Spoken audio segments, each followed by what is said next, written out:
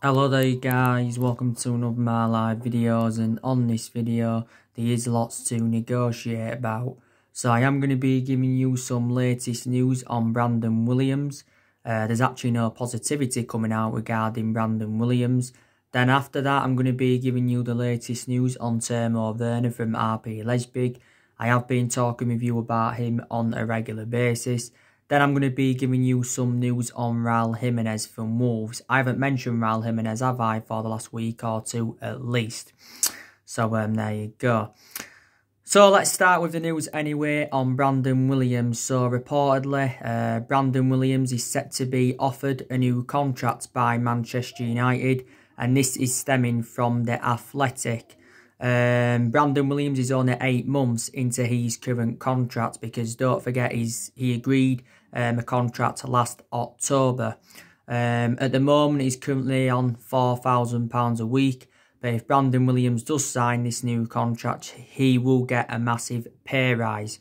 Because he has cemented himself as a first team player as Brandon Willams. I think Brandon Willams has played around 26 times for Manchester United this season, and he has started 19 of those games.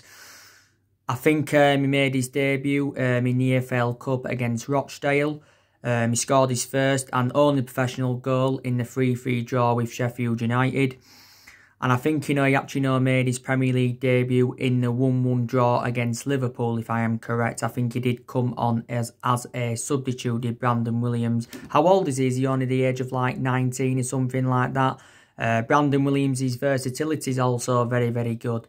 Obviously, can play as a left back. I think a few times he's been deployed as a right back. Also can play as a left wing back. Also, can be deployed as a left midfielder. So his versatility is very, very good. But I do believe that Brandon Willams is the foreseeable future for Manchester United in that. And obviously, as it stands at the moment, Luke Shaw is our first choice left back. Probably when the season resumes, he could remain our first choice left back, and that, Luke Shaw's obviously more experienced than Brandon Willams, so Solskjaer, may go with Luke Shaw on that aspect.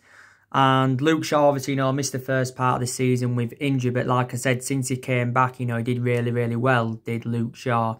My only element of concern about Luke Shaw is that he is injury prone. But Luke Shaw is now into his 6th season at Manchester United, and we did pay around £30 million in from Southampton. I think Luke Shaw's on around 190 grand a week at the club. Obviously, we've got Diego Dalot. Obviously, he was predominantly a right back, but, he's also being deployed as a left back. Don't forget, was it towards the back end of last season, he played on the right wing quite a few times. I think Diego Dalot's on like £50,000 a week. So this is very, very good news regarding Brandon Willams. Nothing's been confirmed as yet, but it just said, that Man United are set to offer Brandon Willams a new contract. His current contract at the moment runs until 2022. But there is an option to extend it for a further year and that.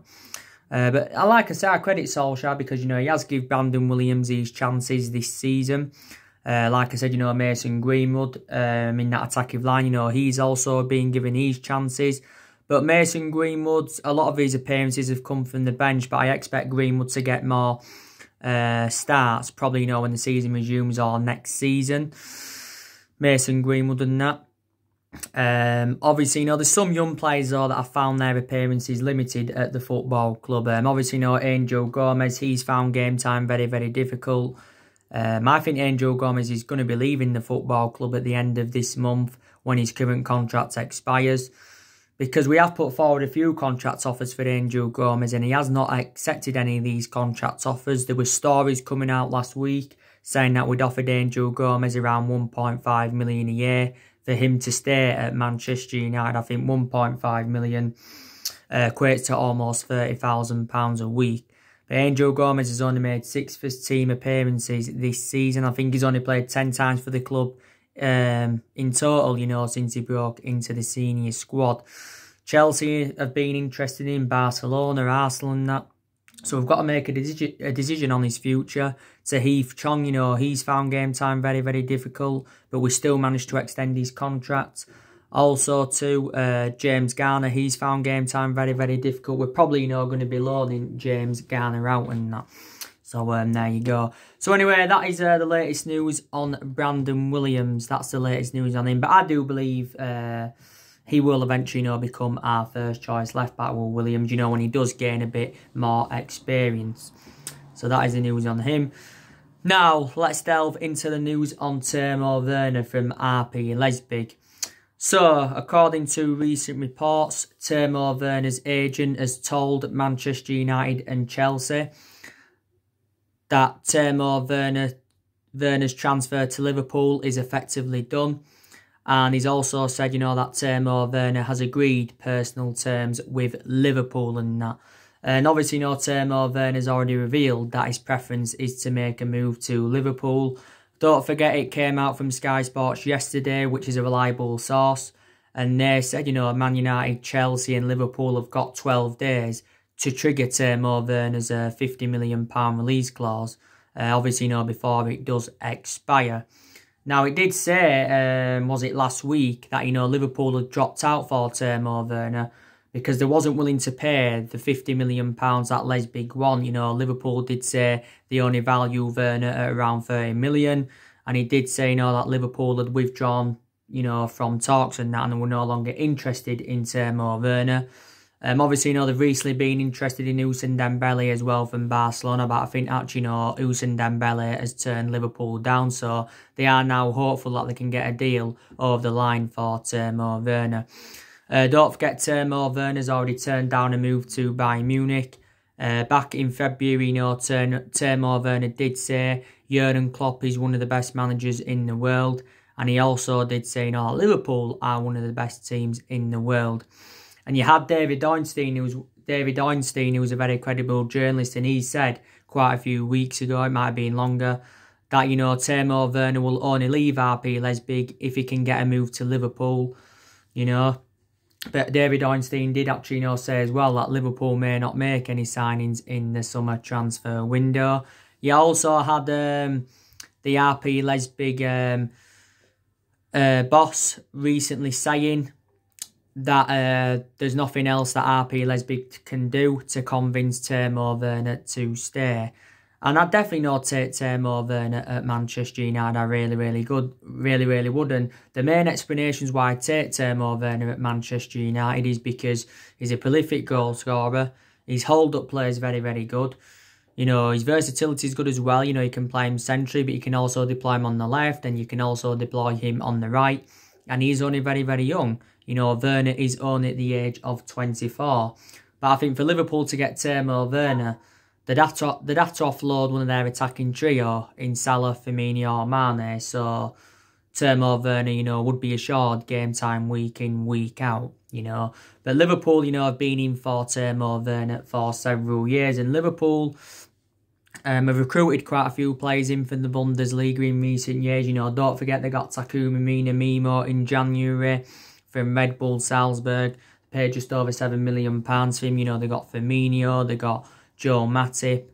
They also got Naby Keita from the Bundesliga as well. So they have got a good reputation of recruiting players in from the Bundesliga.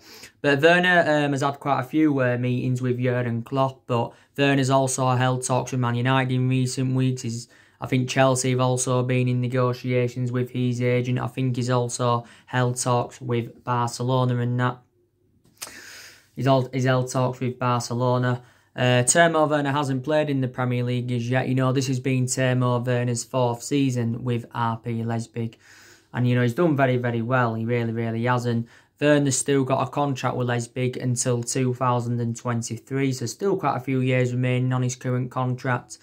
Leipzig got him for next to nothing, basically. They only paid around £10 million for him from Stuttgart. And don't forget, Werner became the youngest, player to reach 200 Bundesliga appearances. So, there you go. So, I probably believe that, Werner's going to end up joining Liverpool. So, the personal terms that have been agreed, as far as I'm aware at the moment, no fee has been agreed. Liverpool are going to have to pay, they're going to have to trigger his release clause and pay £50 million and that. He did say if Leipzig don't win the Bundesliga, that Timo Werner's release clause reduces. Maybe he would be available for cheaper next summer if Liverpool were to wait another season and that. But Werner's a cheap solution anyway. in reality, you know, Werner, you know, is probably worth around 90 or 100 million pounds. So there you go. But obviously, you know, we're no longer in search for a striker anyway. Because obviously, you know, Odin Ighalo recently extended his loan at the football club. Odin Ighalo, you know, is going to be here until the end of January 2021. So Odin Ighalo is going to be here for another 7 months and that. That obviously, you know, got confirmed a couple of days ago. And we have paid just over £10 million to extend Odin Ighalo's loan and that. And Odin Ighalo, you know, gave his verdict on it and did say, you know, he was very, very happy, you know, with his loan being extended. Solskjaer did say as well, you know, that, you know, he wanted Odin Ighalo to stay. By the way, like I said to you before, there is no option to buy Odin Ighalo at the end of the loan, or there is no obligation to buy him. So we'll go back to Shanghai Shenhua after, you know, his loan spell ends with Manchester United. But, you know, Odin Ighalo's agent, you know, revealed this, you know, before it got officially confirmed that he'd agreed his loan extension. He did say, you know, that Odin Ighalo was close to agreeing a contract extension with Manchester United. Don't forget, you know, Shanghai Shenhua, back in March, offered him a 2-year contract worth £400,000 a week. Probably will sign this contract, you know, when he does go back to Shanghai Shenhua in January. Because his current contract with Shanghai Shenhua runs until 2022, if I am correct. I think we are now, by the way, paying like, is it a third or a half of Odin Ighalo's wages and that. You know, we did obviously, you know, get Odin Ighalo on January deadline day. And we did pay around £4 million to get him on loan and that. And like I said, Ighalo's enjoyed a good start to his Man United career. He has got 4 goals in 8 appearances for the club. And like I said, he has been a very, very good cover-up to Marcus Rashford. But when the season resumes, like I mentioned earlier on today, you know, Ighalo may not get as many starts as he did do before the football season got suspended. But the main explanation why we got Ighalo on loan is because obviously, you know, Marcus Rashford was out with a back injury. You know, but you saw my video that I did this morning, and I did say, you know, Solskjaer's got has got a selection of dilemmas. You know, so there's decisions that, you know, do need to be made, you know, for when the season does resume and that, because we have got a lot of attacking options, you know. So there you go. But Shanghai Shenhua, didn't they say, you know, a few weeks ago that they did want around £20 million to let Odin Ighalo go on a permanent transfer. And Solskjaer said before that, you know, he was keen on getting Odin Ighalo on a permanent transfer and that. So there you go. Now, let's give you the latest news on Raul Jimenez from Wolves. Obviously, you know, he's a striker, as you all know. There has been reports coming out recently saying that Raul Jimenez is available for just £18 million now. So Wolves will reportedly accept just £18 million for Raul Jimenez. And that's definitely not a cheap solution, because I think, you know, Raul Jimenez is a very, very good player. In reality, probably Raul Jimenez is probably worth around 60, maybe £70 million, because I think, you know, he has done very, very well at Wolves. Obviously, you know, Wolves did get Raul Jimenez permanently last summer. I think they paid around £34 million, did Wolves. I think, you know, he's actually, you know, Wolves' most expensive signing at the moment. I think he has got a contract with Wolves until 2023. Obviously, you know, he had a loan spell with Wolves, but reflecting on how good he did, Wolves decided to get Raul Jimenez permanently, and Raul Jimenez is in his late 20s. Now, Duncan Castles, who tends to be close to Man United, he was saying, was it about 2 or 3 weeks ago now? I can't remember, but it might have been a while back. Duncan Castles was talking about Raul Jimenez, and he did say that, you know, Wolves are determined to let Raul Jimenez go at the end of the season. And he was talking about, you know, Man United and Juventus battling it out for Raul Jimenez. But, you know, I definitely know take Raul Jimenez at Manchester United because, again, hold-up player, very, very good. Doesn't really get any injuries. Well proven in the Premier League and that.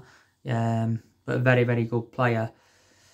Obviously, it says as well that Wolves were working on an adequate replacement for Raul Jimenez. Don't forget, George Mendes has been working with Wolves in recent years, Obviously, before Raul Jimenez was at Wolves, he was at Benfica.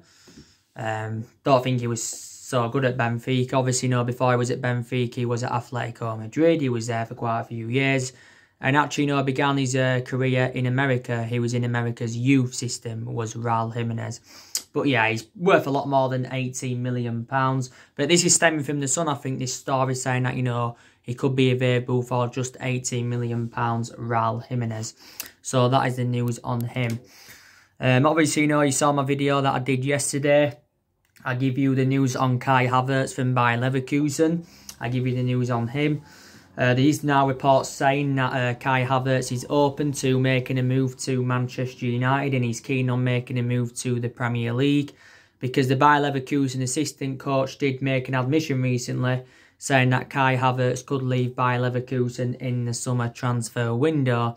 Now, there was reports coming out earlier on this week, and this was stemming from Sky Sports, and they said, that Man United are reportedly leading the race for Kai Havertz. And it says we are preparing to put a bid in of around £50 million for the player. Maybe, £50 million or isn't going to be enough to convince, Bayer Leverkusen to offload him. Maybe we'll have to offer maybe £60 or £70 million to convince Bayer Leverkusen to offload him. There was reports earlier on in the season saying that, Bayer Leverkusen, could demand £90 or £100 million for Kai Havertz. We're not the only team that have been in for him. Don't forget Chelsea have been in for him. Liverpool have been long admirers of him. Bayern Munich have also been in for Kai Havertz as well. Up until this point, Kai Havertz has spent the entirety of his career with Bayer Leverkusen. I think he's been in their senior squad since like 2016. But since then has become an integral part of their team. Became the youngest debutant in the Bundesliga. Also, became the youngest player to reach a milestone of 50 and 100 appearances in the German top flight. And I think he's only the age of 20, or is he 21 now? If he isn't 21 now, he is, nearly 21. He has got a contract with Leverkusen until 2022 and that. But we're in for quite a few players, from the Bundesliga and that. So that is the news on Kai Havertz. Obviously, the news on Jadon Sancho. There has been recent reports saying that Jadon Sancho has recently flown to England without permission, so he has brought lockdown rules. I think it did say that Jadon Sancho recently had a haircut with a few of his other teammates as well. Also, two recent reports have said, and this is stemming from the AS, saying that, Real Madrid have recently entered the race for Jadon Sancho. I think it says that Real Madrid are planning to sign Jadon Sancho next summer instead of this summer. It also revealed back in February that we had a £125 million bid turned down for Jadon Sancho and that. I don't think we'll get Sancho in any swap deal. But there's been rumours saying, we could offer, one of our players to get Sancho. Obviously, it turns out that we did not offer Alexis Sanchez in a swap deal for Sancho, because there was reports coming from Mundo Deportivo last week, I think it was, saying that we'd offered Sanchez to Dortmund for Jadon Sancho. But I did say, didn't I, that swap deal was never going to materialise. There was reports coming out the other week as well saying Jadon Sancho's move to Manchester United depends on Manchester City having their European ban upheld. I think very, very soon Manchester City 2-year ban from Europe, gets heard by CAS. I think is it either on the 8th, the 9th or the 10th of June, so we are going to know the outcome then. But as you all know, Jadon Sancho is our #1 priority target. Borussia Dortmund do remain ruthless over their valuation. Don't forget, they have said they want at least £100 million. We said the other week, we was not willing to smash our transfer record for Jadon Sancho. But there you go. It recently got revealed anyway it recently got revealed our summer transfer priority list. It recently got revealed, yeah.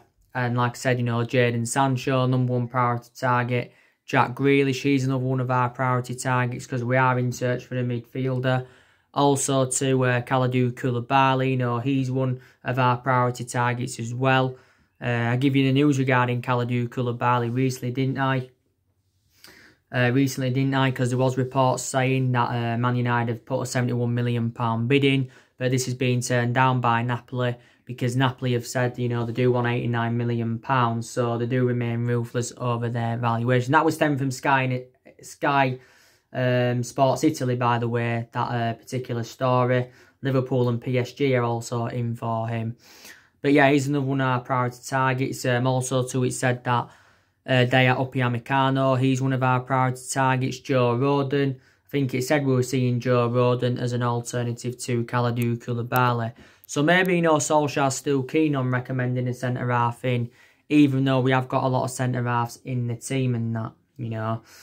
But like I've said to you, know, it'd be interesting to see how Ole Gunnar Solskjaer approaches the summer transfer window. It'd be very, very interesting to see. You know, like I said, there's a lot of uncertainty for the summer transfer window, but I think, you know, we can enjoy the perfect summer transfer window because, like I said, a lot of clubs are going to face an unprecedented summer transfer window, you know, due to the financial issues and all that. And I think, you know, the top 6 clubs do fear our transfer strategy for the summer transfer window. Don't forget, you know, Solskjaer, Solskjaer's transfer strategy. You know, he still wants to continue the policy of recruiting young British talents to Manchester United, you know, like he did do last summer and that. And Solskjaer's already identified the areas in the squad where he does want to strengthen up. He revealed his plans for the summer transfer window quite a while ago because Solskjaer has said, you know, he wants to make around 3 or 4 signings in the summer transfer window because he believes we need around 3 or 4 signings to become title contenders next season and that. Because obviously, you know, want to be title contenders next season because analysing it at the moment, you know, you've got City that are strides ahead of us. You've got Liverpool, of course, that are strides ahead of us. So it's very, very important that we do business in the summer transfer market.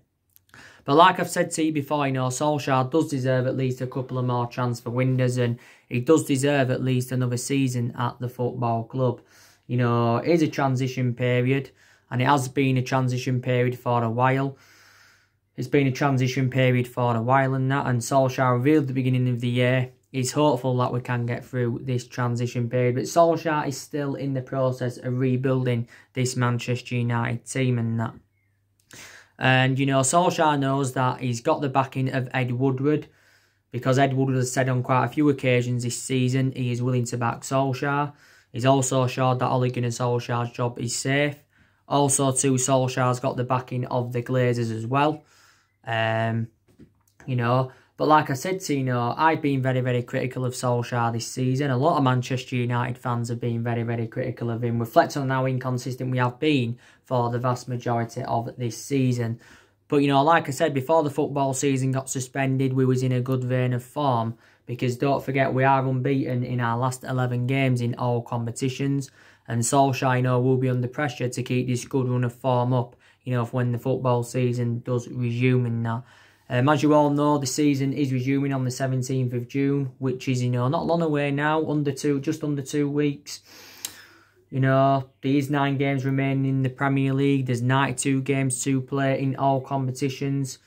92 games to play in all competitions and that. And the Premier League is going to be finishing on the 25th of July and that. But like I said, there's things, you know, we need to focus on, you know, when the season resumes. Obviously, you know, we've got to focus on getting that top 4. The top 4 is a priority for us because, you know, we want qualification for the Champions League for next season. Also, too, you know, the FA Cup's a priority for us. The Europa League's a priority for us because that's a chance of us getting some silverware on the board under Solskjaer. And, you know, we haven't won out yet in terms of silverware under Solskjaer. And as you all know, we have got a fully fit squad for when the season does resume. You know, we've obviously, you know, got Rashford now back from his back injury. We've got Paul Pogba now that's back from his ankle injury. So that's obviously, you know, very, very good news because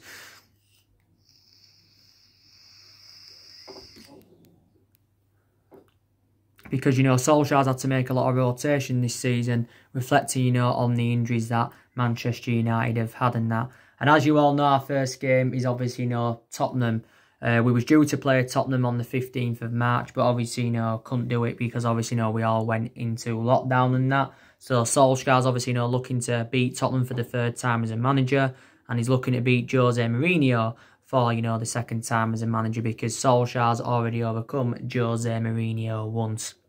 So there you go.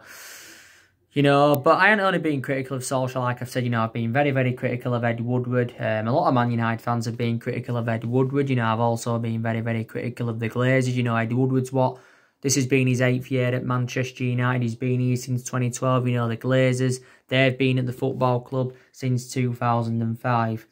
Don't forget, there was stories coming out last week, as you all know, saying that we'd taken a £140 million loan from the 150 million revolving credit facility, obviously, to help us get through the coronavirus crisis, and also to help us, get the players that we want in the summer transfer window and that. So we'd taken a £140 million loan. As you all know, our net debt is 429 million, or just over 429 million, because it revealed a couple of weeks ago that our debt had risen up by almost 130 million. And don't forget, Ed Woodward did say that we won't do business as usual in the summer transfer market. So he basically ruled out big transfers to Man United. And, he did say, we won't be spending hundreds of millions of pounds and that. So, there you go. Like I said, though, I've seen changes under Solskjaer. Solskjaer's changed, quite a few things. And Solskjaer was talking about what has changed at Manchester United since he replaced Jose Mourinho back in December 2018 and all of that. And there's a few things he's changed. I've also seen improvements under Solskjaer, and I think there's players that have really, really improved under him, especially the top players, because Jose Mourinho's got a bad reputation, with the top players, the likes of Martial, Shaw, Fred, they've all improved. Rashford also did very, very well before he sustained that back injury. We've definitely improved in the transfer market under Solskjaer. What I mean is Solskjaer's recommended the players that I wanted to recommend in, because he's recommended 5 good players into the football club so far. Spent just over £200 million on the 5 players that he has recommended in. So yeah, so we've definitely improved in the transfer market under Solskjaer. We've done very, very well against the big 6 sides this season.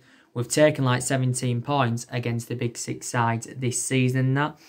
I've also got to credit Solskjaer as well. He has got rid of a lot of the deadwood since he got recommended in. Since he got recommended into the football club, he has got rid of a lot of the deadwood and that. I think a total of 19 players have left Manchester United, since Solskjaer came in. Like I said, Solskjaer's got big decisions to make in the summer transfer window. Like I said, of what players he's going to get in and what players, of course, he's going to get rid of. We're going to get rid of players in the summer transfer window, so in that way, we're going to generate money. We're going to get rid of at least 5 players in the summer transfer window.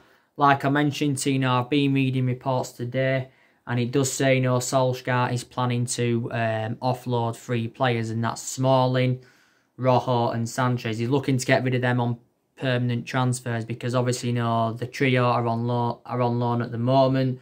Smalling's on loan at Roma, Rojo's on loan at Estudiantes, and Sanchez is on loan at Inter Milan. So we're looking to get rid of them permanently, to generate money in that, So yeah, and like I said, the decisions Manchester United have got to make, for when, the season resumes and all of that. We know, obviously, David De Gea is going to remain our number 1 goalkeeper, because David De Gea has been our number 1 goalkeeper for several years. Who's going to be our first choice left back, like I mentioned? Probably Luke Shaw will remain our first choice left back. I think when the season resumes, our first choice midfield will be Bruno Fernandes, Pogba and McTominay. That means then Matic may have to drop to the bench, may not get as many chances, as he did before the football season got suspended.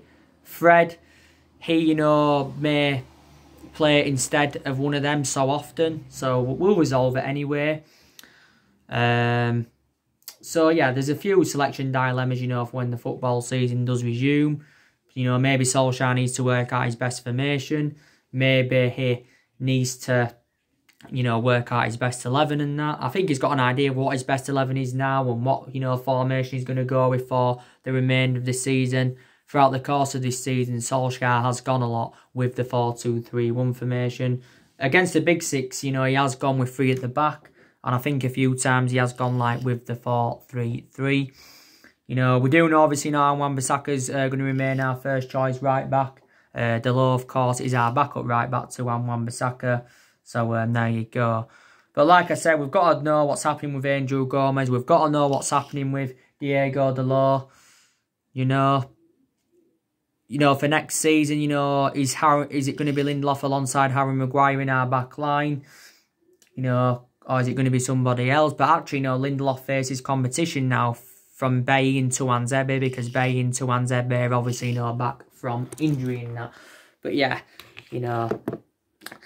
But, you know, nothing much really more to say, guys. But, like I said, I hope things can work out under Solskjaer. You know, he has been here now a year and a half, including the 3 months when he was the interim manager and stuff.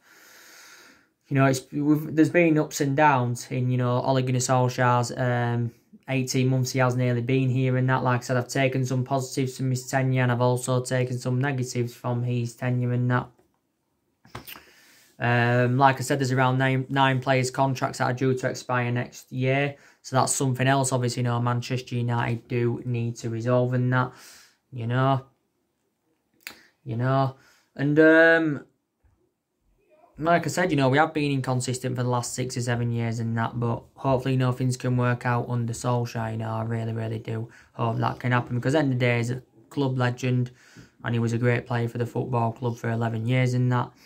So, hopefully, you know, things can work out. If things don't work out next season, you know, that's when I definitely know would get rid of him and that. So anyway, guys, that's everything to update today. Drop your comments, likes below on the channel if you do. Consider subscribing as always, and take care. God bless. See you all again very, very soon.